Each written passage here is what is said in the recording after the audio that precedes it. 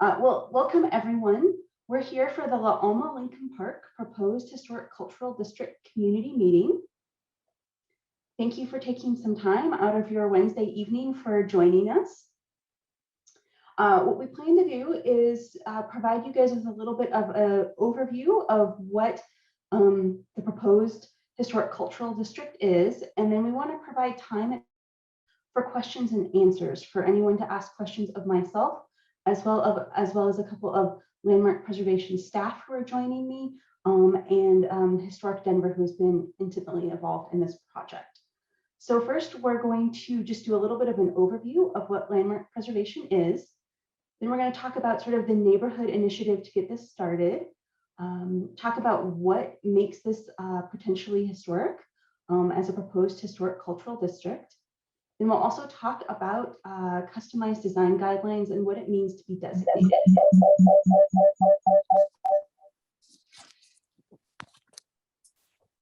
So first, just a quick overview of landmark preservation. We were established in 1967, and our preservation ordinance said that we were designated to help designate, preserve, and protect historic properties in Denver. There's a quote from Denver City Council when this was originally formed in 1967, that the city cannot be maintained or enhanced by disregarding the historical, architectural, and geographic heritage of the city.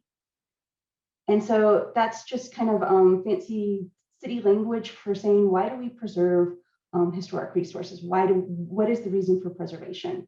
So we do it to protect our historic properties, to distinguish properties, to help celebrate and commemorate important resources for us. It's a sustainable process, so we can reuse and retain our historic properties.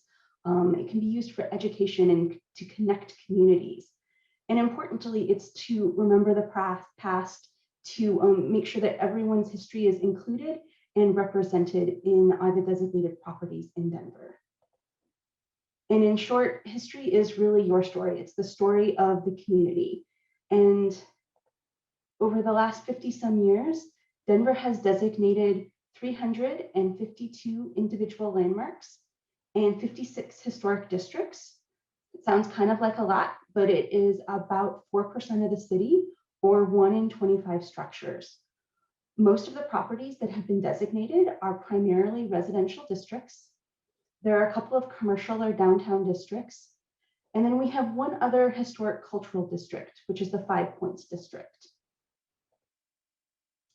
And so we're here to talk about La Alma Lincoln Park. And I wanted to provide a little bit of background on this. So there was, over the last several years, multiple residents of the community have come forward and talked about wanting to designate and preserve their neighborhood and their community. They reached out to Historic Denver, which is a local preservation nonprofit. Historic Denver has an action fund, which can help provide some funding for doing research, as well as provide some expertise from their staff.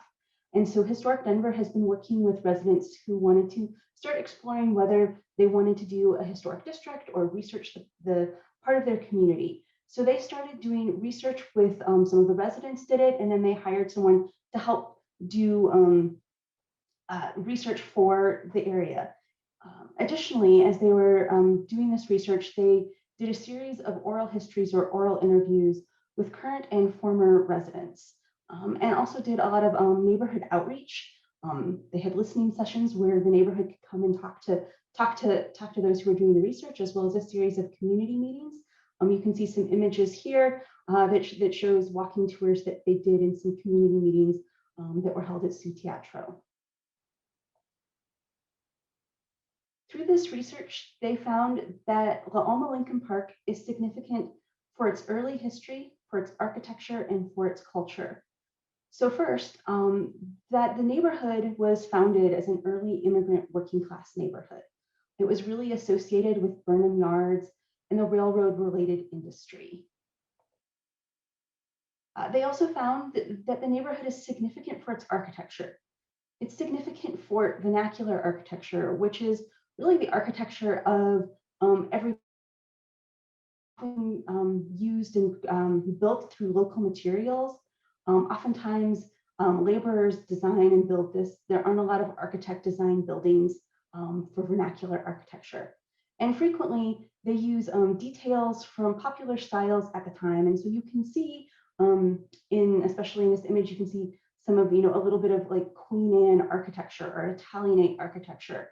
And you might see larger buildings of that type in Cap Hill or Country Club, but vernacular architecture is really the architecture that most people live in. And so it's significant for representing architecture of the time from the 1870s through about the 1980s.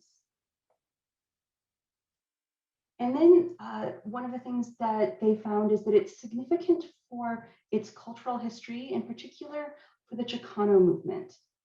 This is really, La Alma Lincoln Park has been really, the heart of the Chicano movement. And so recognizing not only the park itself, but the neighborhood that surrounds it and the residents and the leaders who resided there. And so they found through the research, and landmark staff has worked with the community and the neighborhood residents, and found that this area is significant for its history, its architecture, and its cultural community. And really, as we've been talking about it, it's really significant for the layers of history.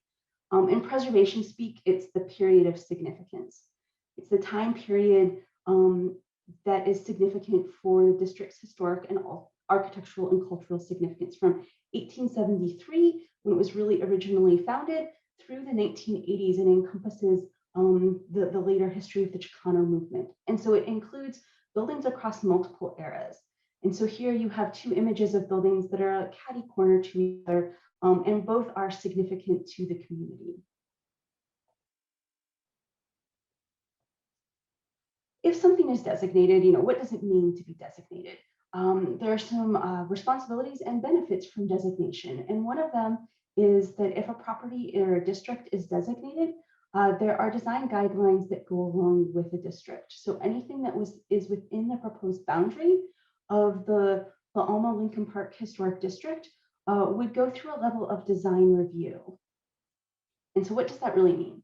It means that if it was designated, properties would be designated as is. There would be no requirements to restore or improve a property, but there would be a set of customized design guidelines with the intent of preserving the historic character of the property and providing clear and predictable regulations for owners and staff. And if a property is contributing or is found to be historic within the historic district, if there's a property that was built really recently in 2010, that would be a non-contributing building. But if a building was built during the period of significance, 1873 to 1980, it could not be demolished, or it would be highly discouraged to be demolished, and would require review if anyone wanted to demolish the building. If something would go through design review, we want to be really transparent and upfront as to what that would mean. So if it would be designated, any work on the exterior of the building that would require a building or zoning permit would go through landmark preservation for design review. This would be the first step in the permitting process, and this would include things like an addition or a new garage, if you're replacing your windows, if you wanted to install solar panels or fences. Those are things that would go through landmark design review. What it doesn't do is landmark does not review anything on the interior of the building. We don't review paint colors, anything that's repair or maintenance, storm windows, anything that you would do below grade, or any vegetation, plants, and trees. And so that is pretty standard design review throughout the city for anything that is designated. But we wanted, for this as a proposed historic cultural district, we have worked with the community, or small members of the community, for about the past year to customize the design guidelines for La Alma Lincoln Park. Because there's this really long period of significance, and because part of the significance is that evolution of buildings and change over time, we have worked to help customize the design guidelines so that they really reflect the culture and the buildings within the community. So the overall design guidelines would apply, but there would be a particular appendix that would reflect the customized nature of this particular area. And it would particularly focus on two chapters: preserving historic buildings and then fences and site features. And we have up on our website, we have these customized design guidelines. There are drafts that are available on our website for you to take a look at. Everything on our website is translated into English and Spanish, except for these draft design guidelines. Those will be translated if the district is designated, and we will change these from draft to finalized. Those will be translated, but at this moment, they are only up on our website in English. And one of the things that we really talked about with members of the community as we were discussing, what is the really character of the neighborhood? What are the important characteristics that need to be preserved?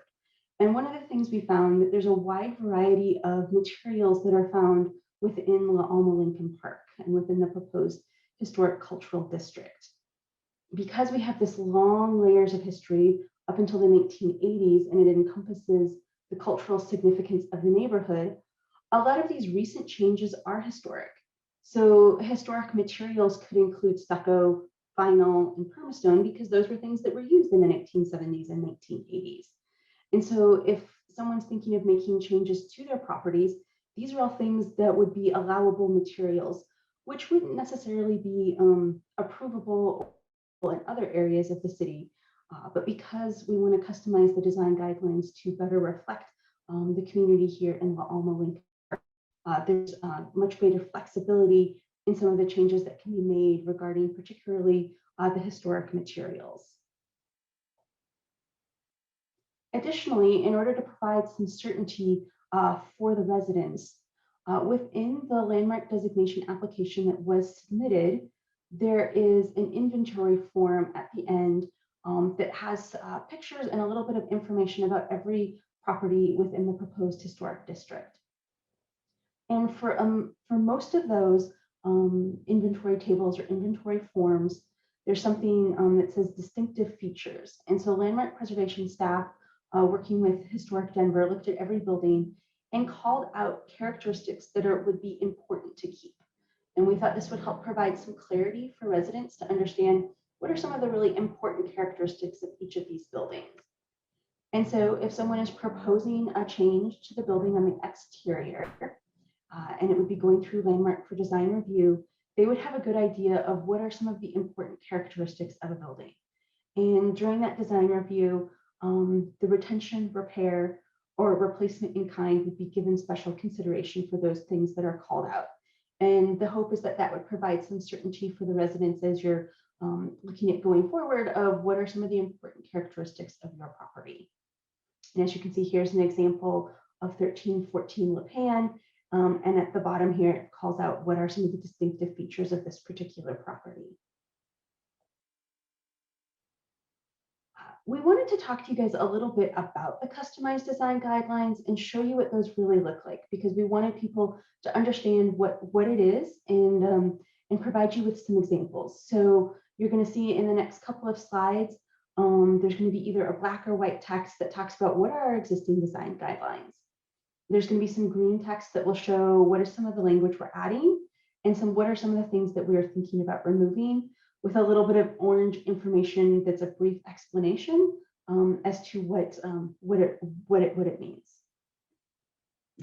So one of our design guidelines talks about avoiding covering historic materials. And this image, you see 3 different houses that were likely all built by the same builder. And you can see we would call them sister houses, or houses that at one time were built and probably all looked like each other. And they really show, these 3 buildings really illustrate change over time. If you look at the far right, you can see a building that's probably really quite intact from the early 1870s, 1880s. The building in the middle, you can see there's been some changes to the porch columns, and in some of the gable ends, and some of the windows have been replaced. And then the one on the far left, the light blue building, you can see that there has been a little more extensive change post-war in probably the 1960s of changes to the porch and some additions of like permastone that you can see there. So one of our design guidelines calls for avoiding to cover historic materials. And so we wanted to change that a little bit. We wanted to change it to not just any historic materials, but really things that are either brick siding or decorative features. So we wanted to be able to preserve those layers of history, to talk about the history from the early 1870s through the 1980s. And so if you're looking at these three buildings, the one on the right, if someone came in and proposed to make changes to remove all of the historic material, that would be something that probably wouldn't meet the design guidelines. But if wanted to come in and restore or something like that, that would be something that would be definitely approvable. One of the things that Landmark staff found as we were talking with a lot of the residents as we were going through this process is that the residents really found, and we found as we really continue to walk the neighborhood, that for both doors and windows, there's been a lot of replacements and changes over time. And so there aren't a lot of historic doors that are really important that needed to be saved. And so one of the things that the design guidelines calls out, and the ones that we have changed, is that we would recommend preserving original or historic doors if they're character defining, if they're really important to the character of the building. But overall, you can probably replace your doors as long as you keep them in the same location, in the same place, and not expand the size of the doors. So we're really recommending a lot of flexibility with the kind of materials that you would like to have. As you can see in this particular house, there's been changes to the doors, and it's not something that we would say you couldn't change. We would say, you could change, replace out the door as long as you don't change the size or the location of the opening. And similarly with windows, Landmark staff and the community noted that a majority of the windows have been changed out over time. That the maybe original wood windows have been changed, and a lot of the windows have been changed into vinyl. And so vinyl would be a material if someone wanted to make changes to their windows, that would be something that would be approvable, and there would be a lot of flexibility of what kind of windows could be, what kind of materials could be put into the windows for replacement. But as we talked with community members, they felt that it was really important that the size of the windows stay. And so as you can see on this building, it appears that a lot of the windows may have been changed, but the size of the windows haven't really been altered. And so you can still tell the history of the building, even though there's been some change to the windows. One of the things we really heard when we talked to the community is the importance of front porches and the ability to sit out, and that some of the community members really talked about how important it is for the neighborhood character that you are able to talk with people, see people on your front porches. And so we wanted to be able to allow that to continue by allowing you to provide a lot of flexibility on the kinds of materials that could be used or could be changed if you wanted to replace the materials on the porches. Because that's such an important part of the culture and character of the neighborhood, we wanted to make sure that we could provide the flexibility to allow for those changes to occur. And then finally, one of the things we have noticed as we've been walking the community and walking the neighborhood is the great variety and numerous types of fences that are in the neighborhood. And we want to encourage the diversity and the different types of materials that are used, some of a little bit of the funkiness of the different types of materials, the different, one side of the fence may be something else, something on the front may be something different. We really want to encourage that and allow that to continue. And so we have rewritten our design guidelines and really customized any types of fencing materials for the Alma Lincoln Park to allow for the continued use and the continued change and evolution of fencing over time. And so that's just a little bit of like what it is and what it would mean if you guys were designated.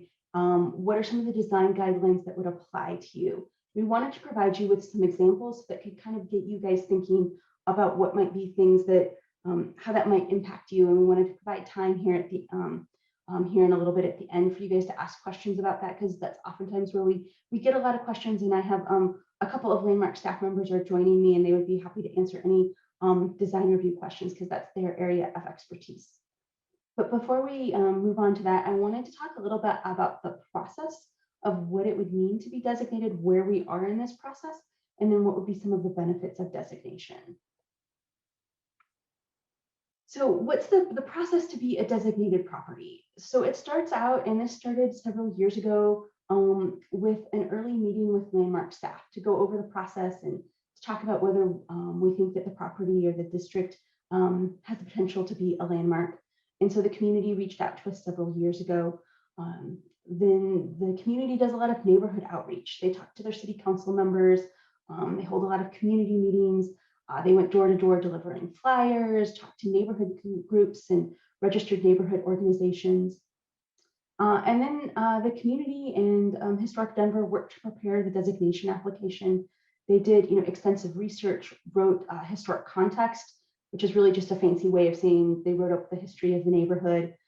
They did oral interviews with community members, current residents and former residents, took photos of the neighborhood. And then they submitted a designation application to staff.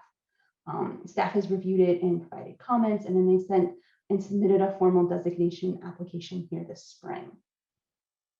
And so now that's really where we're at right now, is that, excuse me, we here in the city are holding community meetings to talk to the community members about what it means to be designated, why we think that this is a really important part of Denver's history that should be retained and could be preserved. We want to provide you guys with information of what it means to be designated, what design review would look like, and we want to provide you guys with plenty of time to ask questions of us. So we're going to have this community meeting. We're also going to have a community meeting that will be fairly similar to this in a couple of weeks on a Saturday in May 15th. Additionally, we're going to be hosting some office hours. And so you can sign up on our website, and you can sign up to meet more one-on-one. There will be some small group sessions that will be set up in case anyone has any questions and wants to talk a little more one-on-one with us. After this series of community meetings and outreach, and after we've heard from the community, the designation application would then likely go before the Landmark Preservation Commission for their review.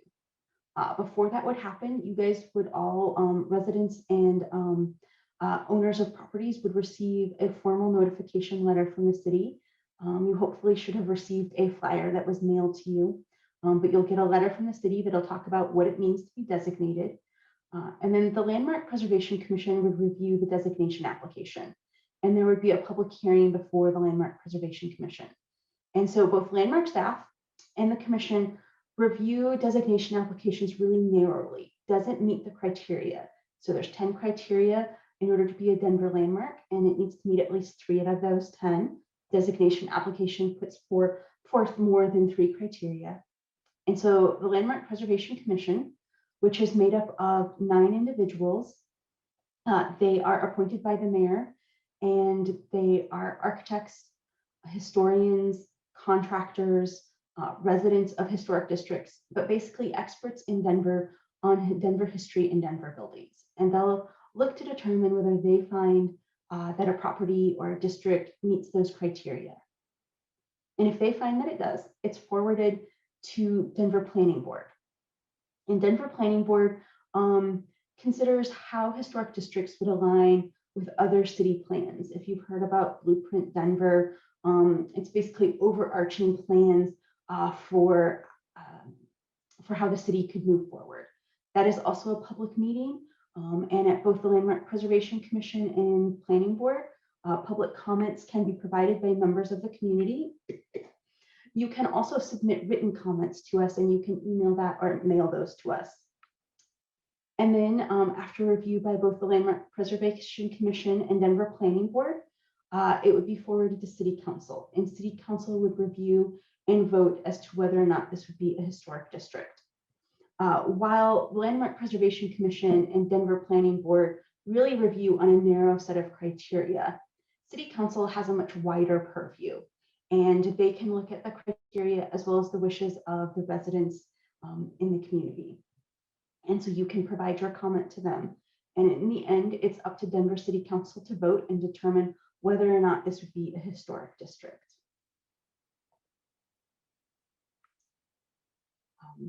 And actually, I'm sorry, I want to go back a bit here. We are having on our website, we are putting up a survey. So like I said, City Council takes into account, excuse me, I need to drink water. Takes into account the wishes of the community. There will be a survey that will be hosted on our website that will allow you to provide the opportunity to provide your opinion as to whether or not you're really supportive of a district, you don't really know, you're kind of in the middle, you're not supportive of a historic district.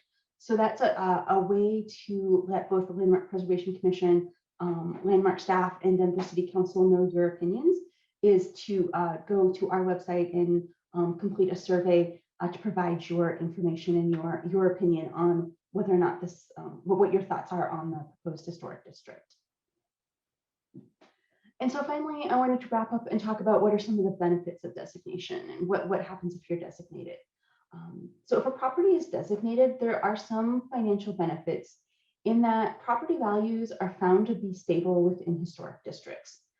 There have been studies nationwide, as well as studies in the state of Colorado, that have looked at properties within a historic district and then properties that are of similar nature, but that are located outside of historic districts. And these studies have found that property values are really stable in historic districts.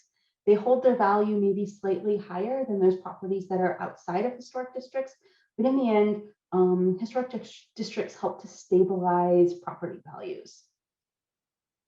If a property is designated, the state of Colorado has a state historical fund, and these are grants. It's a competitive grant process, and that while it's open to everyone, really nonprofits or governmental entities have the best opportunity to get grants for this, but the state has a granting option for helping to preserve your properties, have planning grants, have things if you were looking to put up markers or something to designate, to put up signs to talk about historic resources, those are eligible. And then something that's really helpful for property owners is the Colorado Historic Rehabilitation Tax Credit. And so if someone is working and you are rehabbing your building and you are re-roofing your building, which is really the easiest way to get this tax credit, 25% of the money that is spent on the historic materials could come back as a tax credit to the property owner. It's not a deduction, it's an actual tax credit. If you can't take that tax credit in 1 year, it can be expanded over the course of 10 years. And this is the only time that Landmark would ever consider the interior of the building. So if you are rehabbing the interior of your building, you could get a 25% tax credit. Because I'm really bad at math, I'll do really simple math. So if you were spending $100,000 on rehabbing the historic property, you could get $25,000 of that as a tax credit. So it's a really good option if you're looking to work on and rehab your building. And then finally, designation allows for the recognition of the importance of a property within the community. And this would be, if this was designated, one of the first historic districts within the nation that would acknowledge the significance of the Chicano community and the Chicano movement. And so landmarking it is a recognition of the importance of the history of the neighborhood. And so one of the benefits of designation is to really, have documented that history and say that this is a really valuable part of Denver's history and is something worthy of preservation. If you guys have any questions, we wanted to provide some more information for you. So you can visit our website. If you Google Denver Landmark Preservation, you can come to our website, and we have a webpage for this, for the Alma Lincoln Park Proposed Historic Cultural District. And then there are little tabs at the top of that you can go for how to get involved, We will have a copy of this community meeting on there for if anyone has any questions. And there's also a website, a tab that says get involved. And one of the ways you can get involved is if you would like to sign up for office hours. And so office hours, we're holding them on 3 different times between now and May 15th. We have one in the morning, one in the evening, and one in the afternoon. If anyone would like to sign up, and they're an hour long, and they can sign up and talk to me or a Landmark staff member about some of the proposed changes that or any questions that you might have. If you would like interpretation for that, we would ask that you would let us know 3 business days ahead of time, and then we would make sure that there would be interpretation for the meeting. And then finally, we wanted to spend the rest of the meeting time here for the next 25-30 minutes to really answer any questions that anyone from the community might have. And so I believe there should be a little raise hand function. And so if people would raise their hands, we can invite you to speak. And I am going to stop sharing my screen so that we can all see each other. And so if you are on the phone and you would like to ask a question, we wanted to provide an opportunity for you to do that now, since you don't quite have the raise hand function. And you can, I believe it's *6 can unmute yourself. So if there's anyone on the phone who has any questions, we would be happy to let you go first, and then we'll go through anyone raising hands.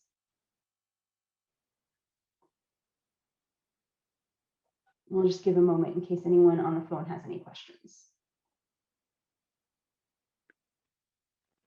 Hello, I'm Naomi. I have a question. Hi. Hi. So I was curious, we were trying to do the Zoom. We didn't have a passcode, so we didn't get the picture. There's a lot of us on here that wasn't able to log in. Also, I just wanted to see more if you can give us details like your phone number, the website, the exact website to get on.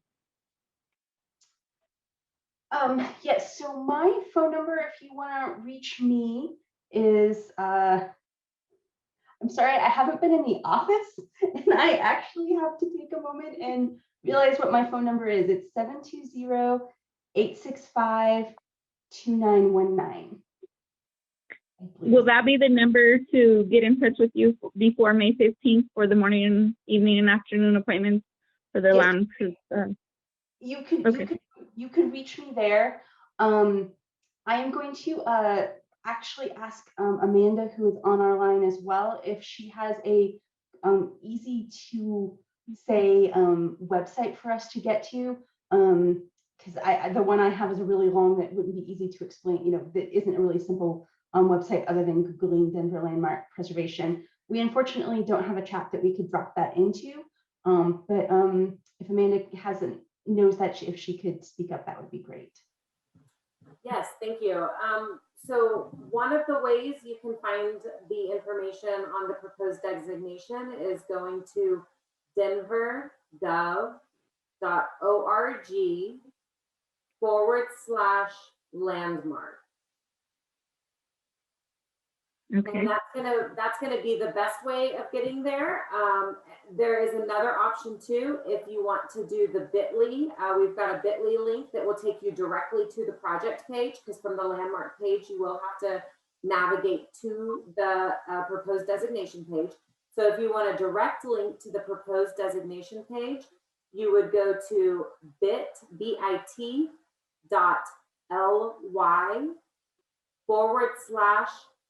Alma designation, and that will take you directly to the project page. Okay. So I have one more question about the change of the name. Was that involved? Was that said already, or did I miss it? I mean, were we sticking with Lincoln Park or Llama Park, or where was that at? 1 second. Let me answer. Let me kind of go back to your first question of a way to reach me. I also wanted to give you my email, so you can reach me at Kara, K-A-R-A, .Hahn, H-A-H-N, at denvergov.org. So that's another way if you want, and I can send you a direct link to the webpage. So, so I wanted to also provide that as well. And if you could re-ask your second question. I was curious about the name of the park, from Lincoln Park to Alma, or where it was originally. I mean, I don't know if you mentioned that or not. Is that part of the proposal? We didn't go into that, and this is not a proposal on any sort of like park changes. In terms of naming, we weren't involved in any of the naming changes. But this would be the name of the proposed historic district, would be La Alma Lincoln Park, to encompass the long history of the neighborhood and in the layers of history, but not anything related to the actual park naming itself. We were not involved in anything on that. And I would invite my colleague Shannon Stage if she has any comments on that. She works with Historic Denver and has done an extensive amount of research, and I will let her speak on anything on that. So this proposed historicultural district is, as Kara said, is not in connection with any name changing of the neighborhood or the park itself. So that would be a separate conversation if that is something that the neighborhood wanted to pursue or discuss, but that's not necessarily what this project has been about or what this proposal is, has been submitted to the city proposing the district itself, and not necessarily a name change. Okay. Thank you. Is there anyone else on the phone who has any questions?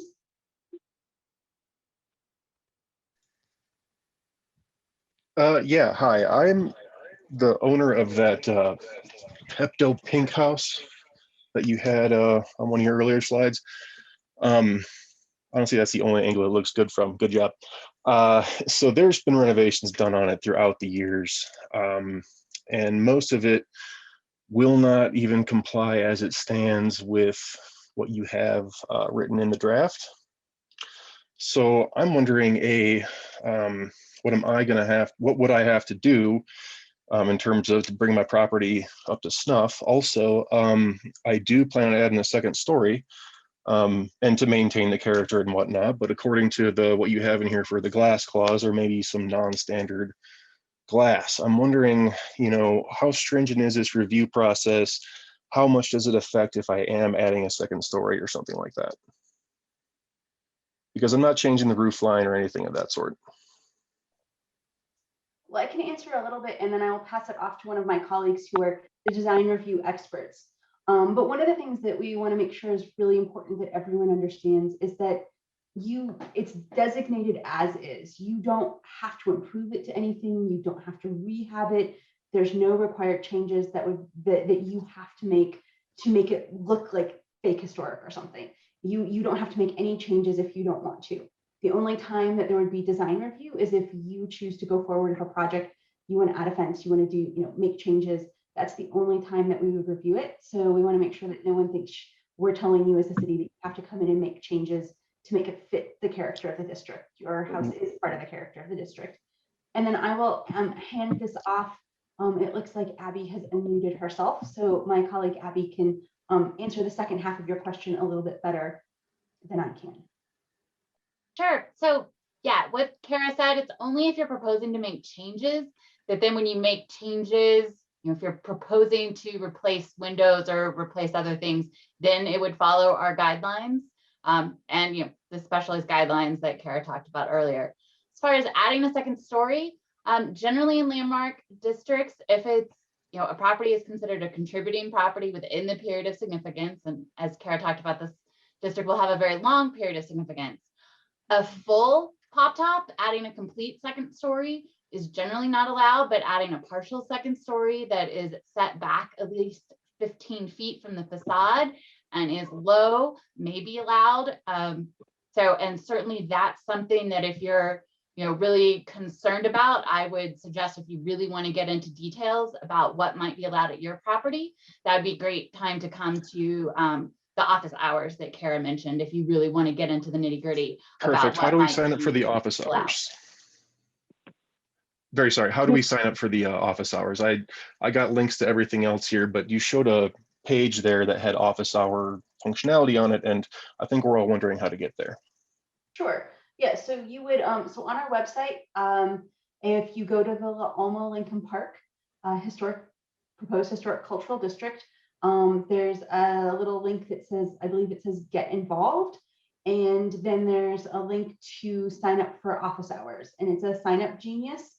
And you can sign up. There's currently 3 different times with about 5 people per time. If it ends up filling up and we need to have a few more times, we can set those up. But that's a way to meet with us in a smaller group setting to talk a little bit more specifics. So we would encourage anyone to sign up. And then if those times don't work or we need to add more times, you can email me and we can work on setting up some other times. Okay, I see it now on that page. Thank you for that. Is there any reason that pop tops be pushed back like that from a historical standpoint? Because I have several neighbors, even within the district here, that have done this recently since it's been rezoned. Well, I mean, zoning is different than, you know, the landmark. So zoning allows a full second story. But in the landmark district, it's because we're trying to maintain the character of the original house. So basically it's pushed back so you can still see what the original facade looked like, because we want that, you know, kind of street facade is generally what gets the most attention in design review, is, you know, kind of retaining that front portion of the house. So it's pushed back so you can still see what the original house looked like. And then, you know, so pushing it to the rear to give additional functionality in rear while preserving the appearance at the front. Okay, and then what is the proposed date for this to take effect, or is there one at this point? There is not, and we're talking that there would likely be adoption at some point during the summer, but there is not a finalized schedule yet.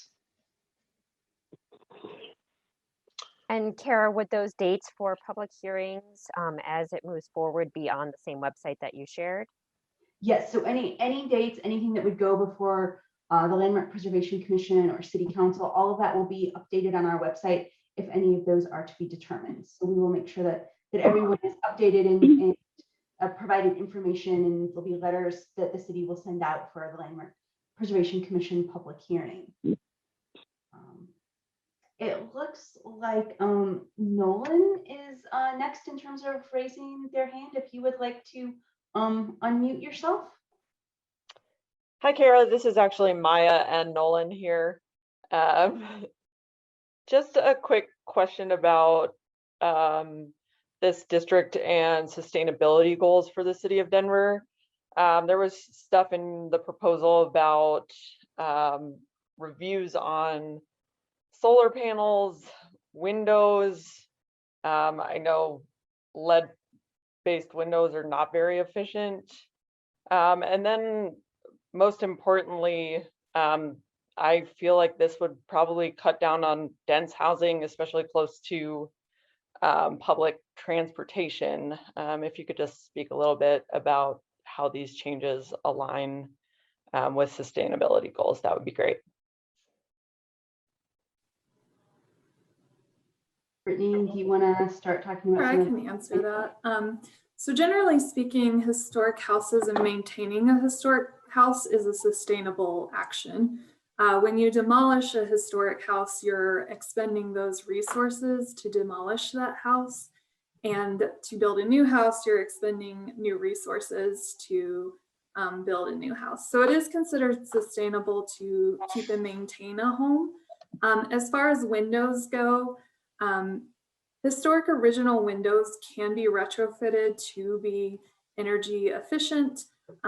We are allowing some additional flexibility in the La Alma neighborhood for window alterations, because you do historically see vinyl windows within the period of significance within this district. However, if you have special character windows, we would really like to see those windows retained in this district, because they are really special features of the windows. So that would be like a leaded glass window or a special light window of some type.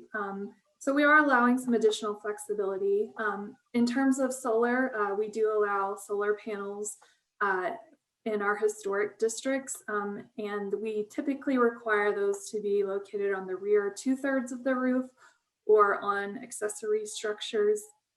The commission has also started recently reviewing and improving Tesla solar tiles, which is a roof tile that has a solar panel property mixed in with the roof tiling as well. So that's a new material that the commission has started looking at. As Kara mentioned, the Alma design guidelines will be an appendix to the general design guidelines for Denver landmark structures and districts.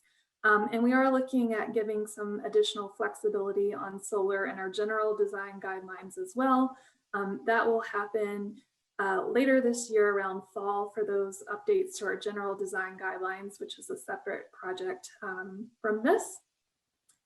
And then in terms of density, Denver Landmark Preservation is supportive of accessory dwelling units, which adds density onto properties with single family dwelling units. I don't know the exact zoning of this district. Do you know what it is, Kara? A lot of the district is zoned as, I believe, a single unit and 2 unit. There's not much of the district that's really zoned for much higher density than that. There might be a few properties along 13th that might be zoned, but for the most part, the district is, I believe, single unit and 2 unit. I'd have to go back and double check on the zoning, but that I believe is what its current zoning is. Sorry, I did some research on that. They rezoned it in October of 2019. They allow for 3 stories here now and whatnot. Sorry. In certain areas there may be, yeah, and we can do some further research on that, yeah. And again, zoning is the base determination for what you are allowed to build. If this is mostly zoned for single family, that's what zoning is going to allow. And Landmark's not really changing that density perspective, but I don't know exactly if this zone district allows for accessory dwelling units, but that is something that we are supportive of. And that just depends on what your base zoning is and if zoning allows for that use. So I understand that it's sustainable maybe to, or not sustainable to demolish a single family home and replace it with another one.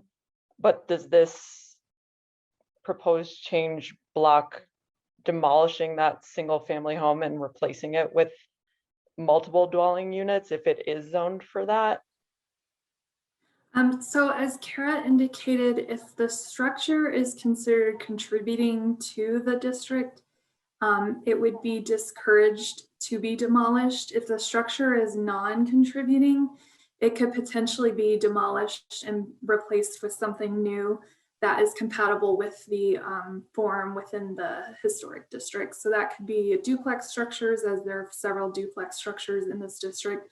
Just depends on the size of the zone lot and what is possible there in terms of if there's a non-contributing structure that we're talking about. Just one last quick question. Thank you. How long is a typical review process?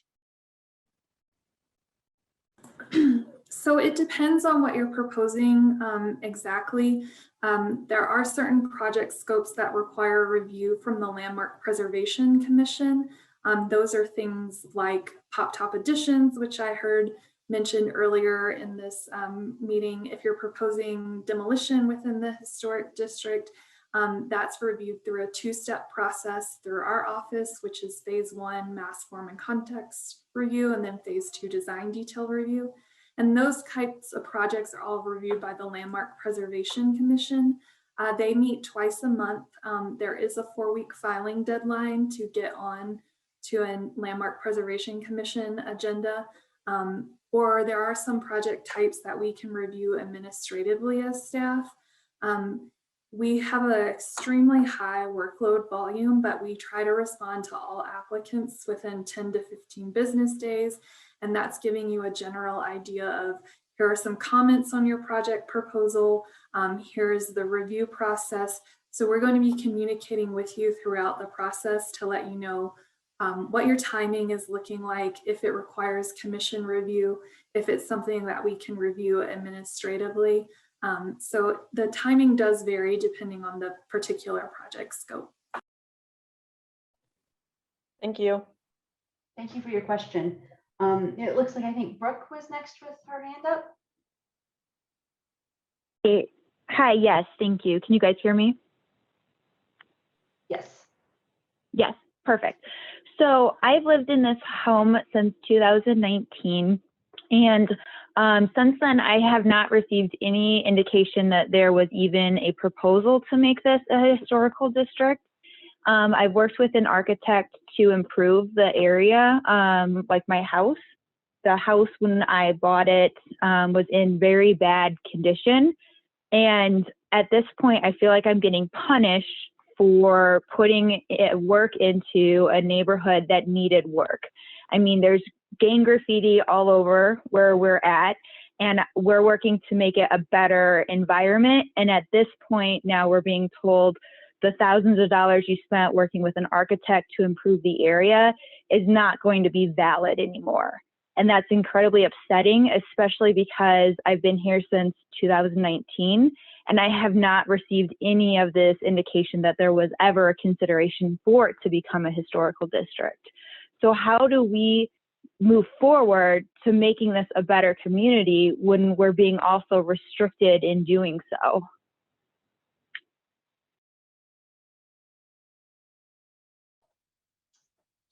So I'm sorry if you hadn't received any of the notices. I know that the residents, try to, flyer people's neighborhoods, talk door to door, hold community meetings. Shannon could perhaps speak a little bit more to the levels of that. So, but I apologize if you were not aware or did not receive that. If you already have permits to make changes to your building, if you've been working with your architect and you already have permits, you can go forward and continue on with those changes that have been, that you're already doing. So that is something that if you've already worked with your architect and you're pulling your permits, you can go forward and do that. And there's nothing that landmark preservation staff or commission would not do any reviews of that. So you could still continue going forward and continuing with the project that you have. If the district is designated, at that point, then any proposed changes would go through the design review. But if you're already through the process or starting that, you can continue on with the work that you've proposed. Does that answer your question? How would you be able to become a non-contributing structure? Are you able to petition to be a non-contributing structure to this historical district, or is that something that you guys determine independently? So the designation application itself has, the research was done, and that determination has been made as to whether a property would be contributing or non-contributing. A contributing property is typically something that was built during the period of significance, which is that time period from 1873 to 1980.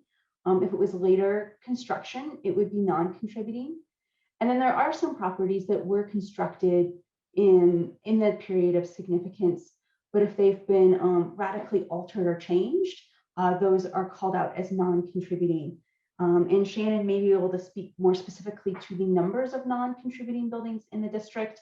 Off the top of my head, I apologize, I can't remember that.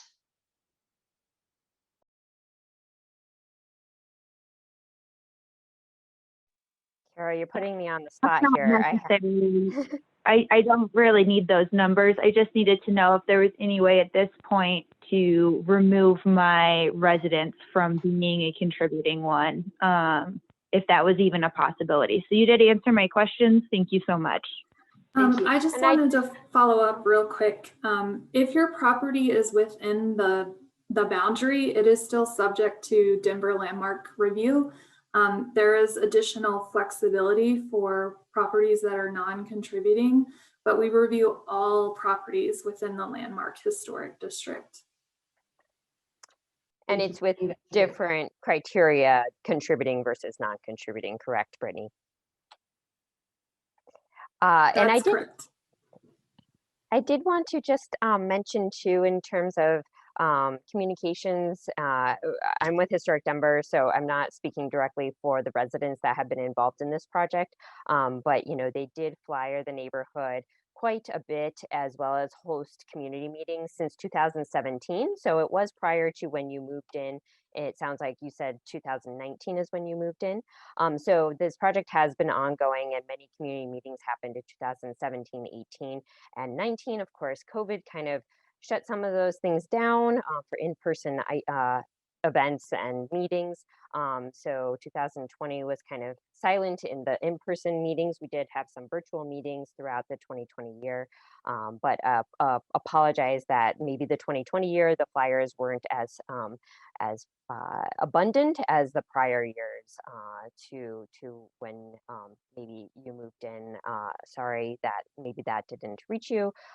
Maybe that just skipped your house, or you know, maybe I'm not sure. But you know, happy to kind of talk to you a little bit more as well. And if any of the residents on the call want to talk about that, obviously I don't know where you live, Brooke, so I don't know exactly, but if any of the other residents on the call want to speak to that as well. It looks like Helen, I believe, was the next person with their hand up. If you have any questions, please let us know. Well, I actually don't have a question. I just wanted to tell you, or the woman who earlier asked about the naming of the park was named officially a few years ago to La Alma Park. It could be La Alma Lincoln, but I'm pretty sure it was one of the city council people, the one before the one we have now, Jamie Torres. She petitioned that the park be named La Alma. So it is La Alma Park, officially. Thank you for that. I thought it had been changed, but I didn't want to say it because I felt like I didn't know that for sure. So thank you so much. I really appreciate it. Yeah, I was there, so I was there at the ceremony. Awesome. Thank you so much. I appreciate that. In terms of, sorry, our next person I think is Miriam. Yes, I moved here in 2018, and I also didn't see a lot of materials going around. I just want to make that comment for other neighborhoods you guys are looking at designating, that some of that information didn't reach me here as well. But I had a question about the application process. Is there any fees associated with that? In terms of fees related to design review, there are no fees that are associated with any applications that you would submit for the design review. There is a, if you want to do if you would like to take advantage of tax credits, there is a small fee that is associated with that. And really the only fees that for landmark preservation are tax credits and the fee to file the landmark designation application. However, because this is submitted as a historic cultural district, the fee for this designation application was waived. Okay, and just questions? Yes, and just one more question, please. So what would it look like if you wanted to build a freestanding structure on your property that's not connected? Do you still need to go through an application process? For example, I did see a blurb about garages, but I kind of forgot what it said. So if I wanted to build a garage not connected to home, or a sauna, say, in the backyard, is there an application process I need to go through for that? Yes, so there would be an application for that. One of the things I realized I should have noted earlier that I did not, all of the garages or outbuildings within the proposed historic district are noted as non-contributing and could be changed or demolished. So I apologize, I should have noted that earlier and I did not. So those are all, those can all be demolished without extensive review. And I will let either Brittany or Abby continue on with any further comments on accessory structures. Sure, I can address that. So yes, it would need to go through review. Generally, if it's an accessory structure, if it's something like a garage at the rear, that's something that can be reviewed administratively by staff. Those type of things, if it's not readily visible, it generally doesn't have to go to the commission. So it's generally a pretty straightforward process. But but we would need to review it. Okay, Can I understood. ask a question? Sure. Hello. For Shannon, I'd like to ask a question to Shannon, please. Yes, go ahead. Who is this?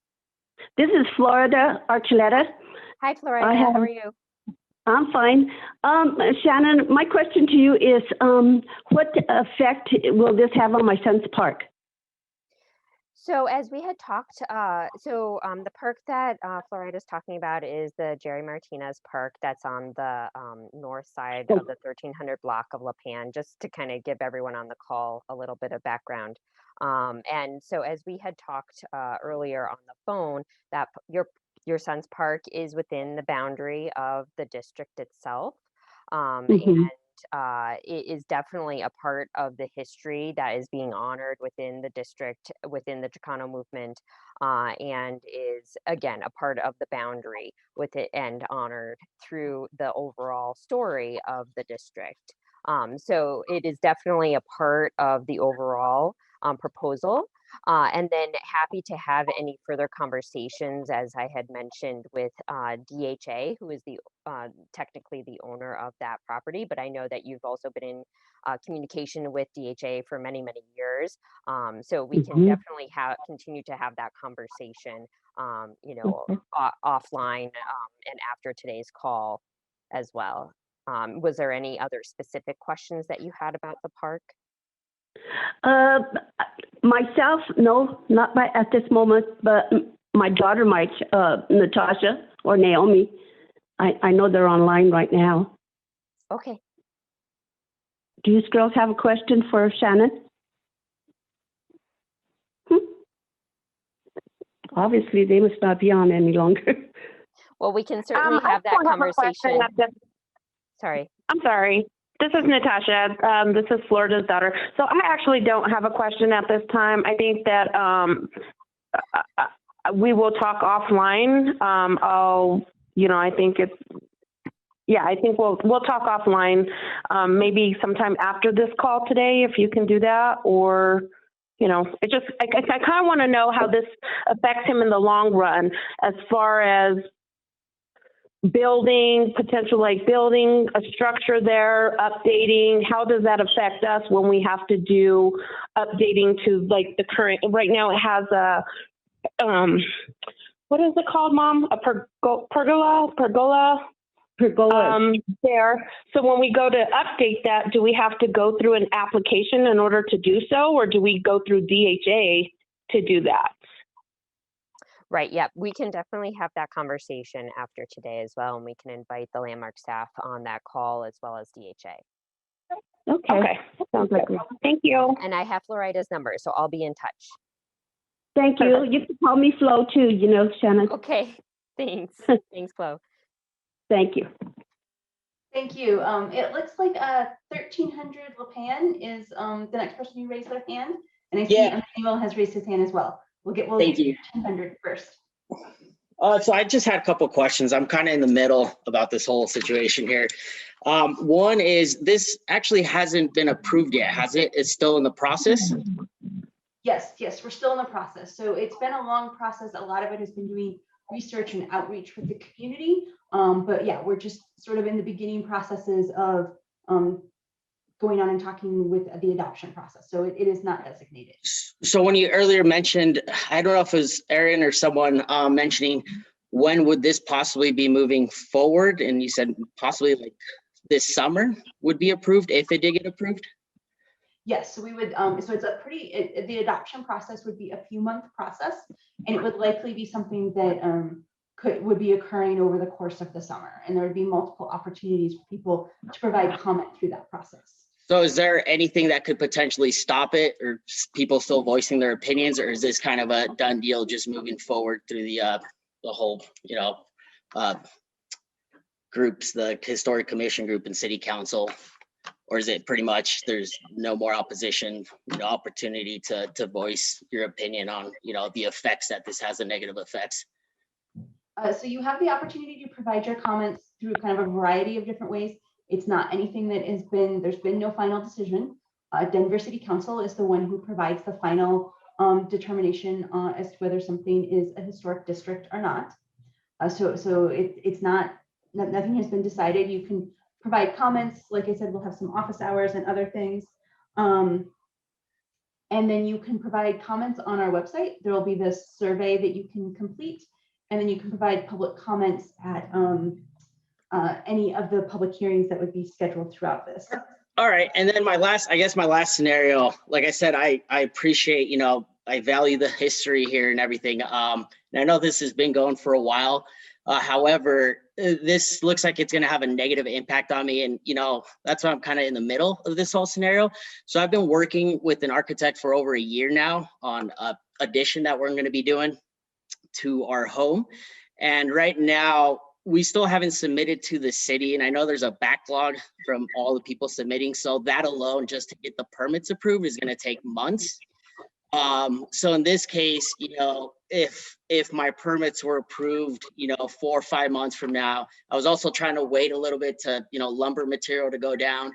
What effect would this have if my permits got approved, say, a month after this got approved? Would I have to kind of go back to the beginning of the drawing board here with my architect and pay all the fees and everything again? I'm just it seems like it's a kind of a race for me right now to, I'm going to have to hurry up with this. And that's kind of the negative effect that's having on me now, because I've spent so much money that I was going to add value to the neighborhood here. And now, it seems like it's pretty close coming, and I might have to end up losing a lot of money here. Yeah, I understand what you're saying. If a permit is pulled prior to it being finalized for a designation, then you can move forward with that. If your permit hasn't been pulled, I think that's something that we should probably talk about offline. We could talk in person about ways to see if we can make sure that we could come to some resolution. We don't want you to have spent all the money to have hired an architect and not be able to complete some of your plans. So I think that would be a more detailed question that we could handle offline to talk in more specifics. Because I don't know the exact timing of what you're thinking. I didn't want to go forward with that unless Abby or Brittany had any comments they wanted to make. I was just going to say also, we do allow additions. So certainly I don't want anyone to get because this is a designated district, no longer expand your home. It's frozen in time.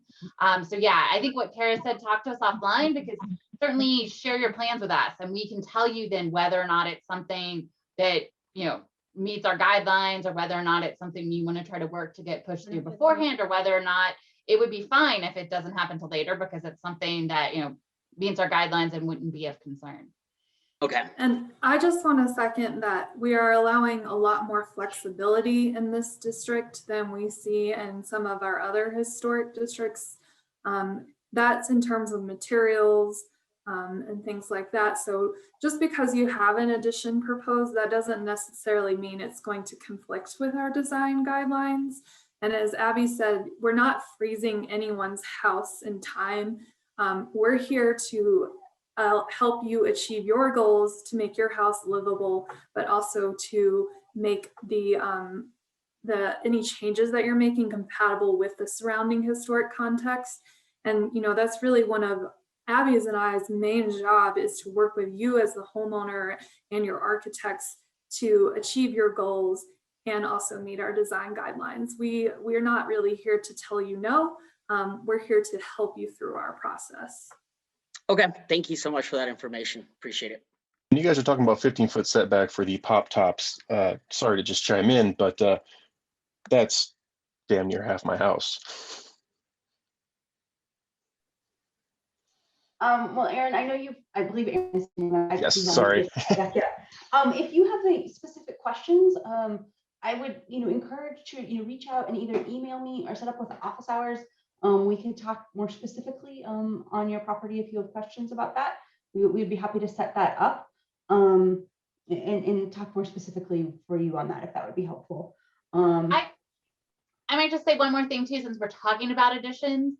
Also, one thing to realize that because we do discourage, pop tops, and you can't build the full height of the building, which I understand is a restriction, Landmark can actually help you get additional zoning permissions to have like a 2-story addition at the rear of the property to make up for the fact that you can't do a full pop top. So we can help you through zoning with things like bulk plane exemptions and things like that. So, you know, if you work with us, sometimes we can get you extra things through zoning to try to make things possible to make up for what you lose because of landmark restrictions. Thank you, Abby. I think Michelle is next, and then I think there's a few of the residents who have worked on this. So Michelle, and then some of the neighborhood residents who have worked on the designation application may be able to provide some additional information.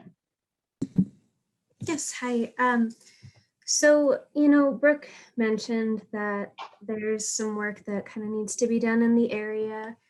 And I would have to agree with her that I feel like there's a lot of potential for improvement. And I understand how the tax credits will provide an opportunity for the community to make these changes. And I really applaud you guys for trying to make this as accessible as possible. But outside of the tax credits and the financial benefits, what do you see this designation really bringing to the community? Like, I guess just what changes do you guys envision once, if this were to be designated, like once it is? I mean, I think that some of the importance, and I see Felix, so I'll let him answer in just a second as a resident. You know, we at the city think it's really important that the designations and the properties that are designated reflect the diverse culture of Denver's history. And so I think the importance of acknowledging and honoring the Chicano movement and the residents and the leaders who lived here. One of the things that we haven't brought up, and I think Emmanuel may want to talk about this a little bit in a bit, is the importance of the murals in the neighborhood. And you know, La Alma is, you know, there's the mural La Alma, that is the, you know, the name of the park. It's the name of, you know, part of this historic district. And so I think to us, for landmark staff, and I think for a lot of the residents in historic Denver who have worked on this, I'm sorry, I don't mean to speak for all of you as I said that, that it's really acknowledging the history and recognizing the importance of the Chicano movement to Denver's history. We don't have a lot of properties that have been designated for the Latino or Chicano heritage. And so I think for us, I think it's really important that our designated properties really reflect the history of Denver and the full history of Denver and not just one part of it. So I think that is one of the reasons why we as landmark staff do this, is that we want all of Denver's history reflected in that. And I think I saw Felix had his hand up to maybe want to talk about that as one of the residents and someone who's been working on this for a while. Yeah, and I just want to state really quickly, Denver Landmark Preservation does designations through a community-driven process. So this designation is coming from people in your community. It's not something as we as staff are going out to designate. So now let's hear from the community. So I guess I should start off first off to the gentleman from 1300 the Penn Street. I'm not quite sure that's the exact address, but if it is, I'm not positive the building is actually included in the historic designation process. So that's just a comment. I'm at 1325. Okay, because I don't think 1300 specific was included. I don't know about 1325. That probably is. But I guess to move on to the actual point, the reason why I got involved in the process is I used to live in the Stones Lake neighborhoods. My husband and I had a nice little bungalow up there, and suddenly, pretty much overnight, we got heads up from neighbors on both sides that they were going to do some renovations to their properties. And about a year later, we found ourselves pretty much closed off from everything around us because everyone had decided to not just pop the tops of their homes, but turn them into 3-story multifamily homes, which I am all for density. I think there's lots of places where density is really, really helpful. But when that means that the neighbors that live in regular smaller bungalows and smaller homes that are of great historic significance suddenly don't get sunlight any longer and can't use their solar roofs any longer. And everyone is always looking into their backyard. That really destroys the community that we are really trying to preserve here. So I think that needs to be taken into consideration when we do try to make adjustments to our homes. I've pushed for the entire duration of this process to really make it less inhibitive on renovations and construction processes. I work in construction, I'm an industrial electrician, and I know that sometimes historic rules can make this process difficult. So when it came to things like windows, I was pushing pretty hard to make sure that if you don't have any uniquely stained glass windows that really act as a contributing factor to your house, that you can make changes to more energy efficient windows. There is a possibility to add storm windows on windows that don't qualify for that process, but most windows in the neighborhood would qualify for window replacements if you really felt strongly that it was necessary and that you wanted something more energy efficient. The same applies to front doors. Roofing materials can be changed and upgraded. So if anyone is afraid that these new guidelines would drastically hinder you from making renovations, I don't think that is the case. Needless to say, I'm not the architect. I'm not the one giving the final approval for any of these recommendations or adjustments, but I think we left a lot of leeway in these guidelines to make sure that there is space to do it. And I think with the tax credits, there's more possibility than ever for all of the people that live in the neighborhood to effectively get that done at an affordable rate, so we don't effectively force people out of the neighborhood in the process of getting this done. So that's just sort of my 2 cents and why I got involved in the process. Hope that helps. Great. Thank you so much. I think that I see Fatima, and I think her hand was up next, or both of them together. If you guys have a comment or a question.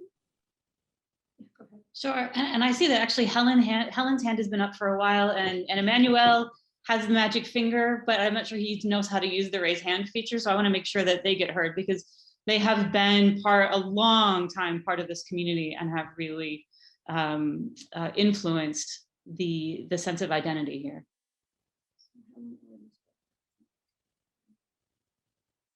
Okay, so I think these, right at the outset, Allison and myself have been involved in writing the grant to get, or writing the application for the Action Fund grant, Action Fund that we received from Historic Denver. This process has taken, I think, Shannon, if you correct me, about 4 years plus to get through, you know. I think our initial reason for perhaps considering this application had to do with the look and feel of the neighborhood. We loved living here. It was just so unique that people were at front porches waving to each other if you knew neighbors. I wasn't in a gauntlet situation where my property was at the lot line, meaning at the sidewalk. I had a bit of a breather, so I could sit on my porch and wave and say hi. There's some interesting characteristics about this neighborhood in terms of its not only foundational history, but also its later history as far as the Chicano movement is concerned. And these are things that, you know, are sometimes overlooked. They're overlooked because they think that, you know, it's, you kind of think, well, why bother? And actually you should bother. You should bother because it's a community of, it's a community of striving. People have really worked hard here, and a hardworking kind of context doesn't necessarily get celebrated as much as, let's say, muckety mucks get celebrated. So we wanted to really showcase the idea that people who started out here came in as perhaps immigrants from the West or from other countries and landed here and worked on the railroad. And I think Karen mentioned this about Burnham Yards, and their whole reason for kind of landing here was to kind of improve their own lot in life, which I think is something that, you know, we all want to do that. So if you're putting on an addition, or if you're renovating your home, we've seen lots of examples of people who have done that here very very well without, much disruption to the characteristics that define this neighborhood in a way. Those front porches, those opportunities to say hi to your neighbors, to those interesting gable lines that allow you to have sunlight coming into your home, and your bulk plane is not disrupted by something that's just 2 feet away from the lot line. So I think that it's that breathing space, and it's not just a single family home. I'm just thinking about the fact that many of these homes that we are trying to encourage people to have the designation for, they have 4 or 5 people in them as a family. That's way more density than somebody who puts in a duplex and 1 person lives in it. So these neighborhood homes already demonstrate sustainability. They demonstrate a kind of like cultural significance for sure, and they demonstrate the idea of a community. I've been out flyering for 4 years. I've been to every community meeting as I could. Today, I'm not feeling so great because I just had my second COVID shot, so I may be a little strong, But I'm super excited that that it's something that's very unique. It's unique in the fact that this is going to be the first cultural district in the city of Denver. I mean, there's no other cultural district. It's acknowledging the contributions that the Latino movement made in the early 70s on equity. And it's about social equity. It's about equity in terms of like your home as well. I'm trying to marry the idea of striving and equity and how it's actually doable in this neighborhood, not just because you have a huge amount of funds to be able to throw away at something. So go ahead. I would like to just mention, kind of piggybacking on what you're saying, is that this community, it's not just a bunch of houses, though I really have really been intrigued about the history of the houses. I know it's 18 something, but we're acknowledging the Cheyenne, we're acknowledging the Arapaho, we're the indigenous communities, and that's what that whole community represents is our culture, our traditions. That's why I've been, well, first of all, I'm a West Sider through and through. Okay. And there's where my history is, just that lately you can't rent a place down there. But it's just, that's what it's about. And I really, take my hat off to this process. And, some people like Farida has been there. I don't know. She's on the line. She can tell me, but, at least 60 years, and she's, in her 70s. So, and a lot of people in that neighborhood have been there for years. So that's what we want to come across. Yeah, that's a great point, Helen. The idea here is not fossilizing this neighborhood. It's actually acknowledging it, which is something that we're trying to do. We're not trying to fossilize it. Change is inevitable. It's not like we can kind of say, this is it. What we're trying to do is make that change sensitive to the context in which it is. It's not just, it's not just tear it down and start over kind of thing. Be cognizant of your neighbors, be cognizant of the sunlight, be cognizant of the fact that there are porches. These things kind of contribute to this idea of diverse community. So I'm super porches. excited. Yeah, I love front porches. At least you get to know your neighbors. Yeah, I do, but I also want Emmanuel to get a chance. Thank you, guys. I was going to call on Emmanuel next. If you want to unmute yourself. Can you hear me? Yes, thank you. Oh, okay. Well, some of the comments that were just recently made by that support this historical district, I was going to mention also, but needless to say, there are some new people to this area that unfortunately probably aren't aware of this, of our history, and we just from our knowledge of what's been taking place in other districts throughout Denver and throughout this whole country. And I know they don't like to hear the term gentrification, but people buy property, especially in being where this district is located, so close to Denver and everything. Uh, you know, for investment, sometimes developers come in and they have almost a total disregard to the history of that neighborhood, and this is what we have a problem with. And we want this will be a unique district, not only in Denver, but in Colorado and the whole nation. So it's very important for for us to continue to support this. I realize the people that have been moving in recently and have put in have invested in there, and they have big plans. Some of unfortunately some of those plans include eliminating the house completely and building 2- and 3-story. I mean, you see it all over Denver. It's pretty obvious, and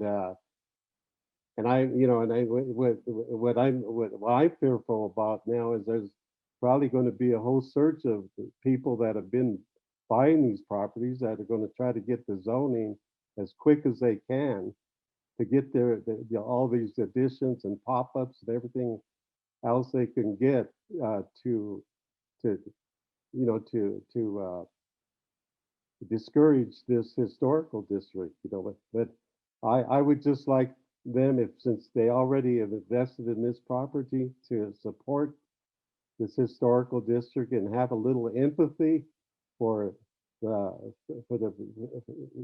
the history that this means to the community, and not overlook it like so many people have throughout the country. This is happening in neighborhoods like this, where the neighborhoods that have very historical significant elements that have contributed to this society, and our history is being erased by gentrification, and we are just trying to stop this here in the West, that at least have one little special place in this entire city that represents, where 10, 15, 20 years from now, people can look back and say, gee, there's at least one area that wasn't totally gentrified into just a whole bunch of houses that are not relevant or not consistent with the character of our neighborhood. So it just I realize I really think that they should just try to let's try to compromise and try to understand where we're coming from, and maybe alter some of your designs or something like that to be more consistent with our effort to try to make this a very special place in Denver and throughout the country. Thank you for sharing. I appreciate that. Thank you very much. Yeah. Larry, I believe you were next. Thank you. My question is, I think more specific to our building at 12th and Mariposa and the mural. There's been talks about like murals and preserving art and stuff. Can you talk a little bit more about maybe what that means, and maybe what are some of the ideas to help preserve that? It's something we've kind of talked about for years, but with the artist being deceased, I wondered what the plan for mural preservation would be. That is a very good question. So it's a lot of cities in the country are struggling with how to preserve their murals and what are the best ways forward. We have not found a silver bullet at the moment for the preservation requiring the preservation of murals. We are working on it, but we haven't solved that issue.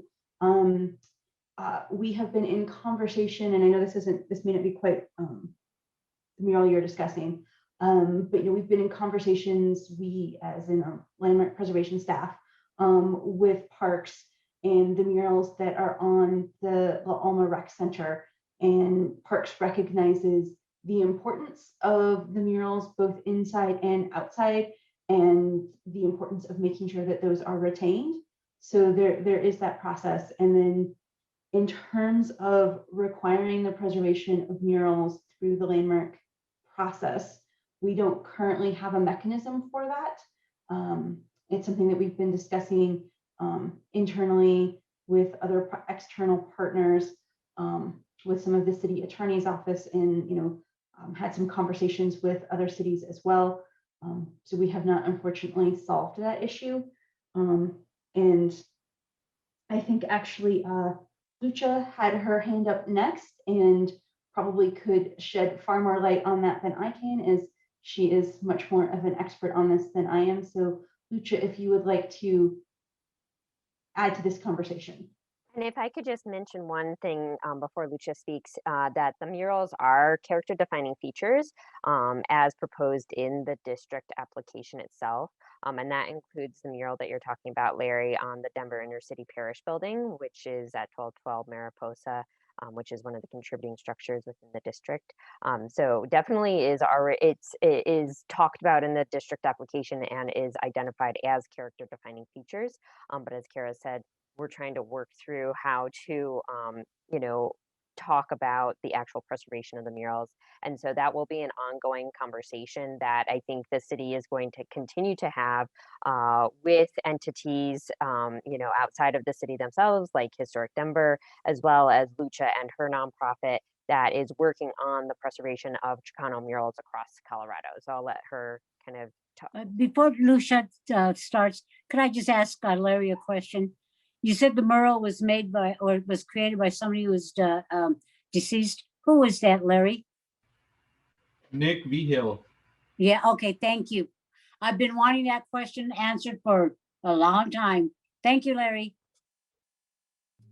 Yeah, thank you. So my name is Lucia Martinez de Luna. I'm director of the Chicano Murals of Colorado project. And essentially what our initiative mission is to protect, preserve, and promote the visual legacy of Colorado. And when I say that, I'm not just talking about Chicano history, I'm talking about Colorado history. And a big component of this is our murals. And with the gentrification, we are losing a large, many murals in our communities. So this is essentially our effort in challenging the city to think outside the box, which we've had many conversations about. The reality is, we have never lived inside that box. I'm saying most people of color in the communities. So now it's time to include us and to think about how we're going to protect these murals. So it's definitely an ongoing conversation, and we're very active in this conversation, but these murals will not be destroyed, and we'll figure out a way to do that. And there's very few of them left. And so it's critical that we protect them. And speaking just a couple of other comments that were made that were quite frankly very disturbing, is the reality is, and I don't think Kara mentioned this statistic, but there's only 3% in the entire state of people of color, cultural districts, or any buildings recognized. And if you're coming into Denver, you should learn the history of the state you're moving into. You really should, and learn the history about your neighborhood. And the idea that you're just going to come and move in and just completely erase that history is just not acceptable anymore. We are beyond that. And we saw that last year, and we are going to move forward into protecting our history. Thank you, Lucia. I appreciate that. That was very well said. I was looking to see if And one quick question, or one quick statement about the murals too. And as I mentioned, Historic Denver has been involved, and that's something that we have also been involved with Lucia in the action fund that kind of helped start this project for the Alma Lincoln Park Historic Cultural District. It also is helping fund a little bit of the Chicano mural project that we are doing 3 specific murals, and that includes the 2 in Alma Lincoln Park. So as I said, we'll continue that conversation after tonight, after even potentially the proposed district goes through. So that will be an ongoing conversation that we'll definitely continue to try and work through to really figure out how to preserve. Thank you, Shannon. I think it's important to talk about. I think that Aaron is next again.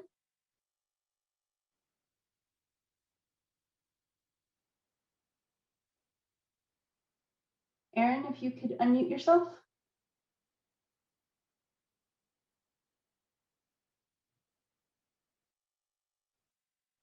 Maybe not. Okay, I see a few other hands raised, but I think it's people who have already asked a question and maybe they just haven't unraised their hands. If there are no other questions, I wanted to thank everyone for participating. This has been an important conversation, and wanted to let everyone know that we, or remind everyone that we have office hours. If you would like to talk more specifically with Landmark staff, you can reach out to me. Again, my contact is Kara, K-A-R-A, .Hahn, H-A-H-N, @denvergov.org. Or you can go to our website and sign up for the office hours. If you have any other questions, please feel free to email me and we can provide more information or speak more specifically on projects.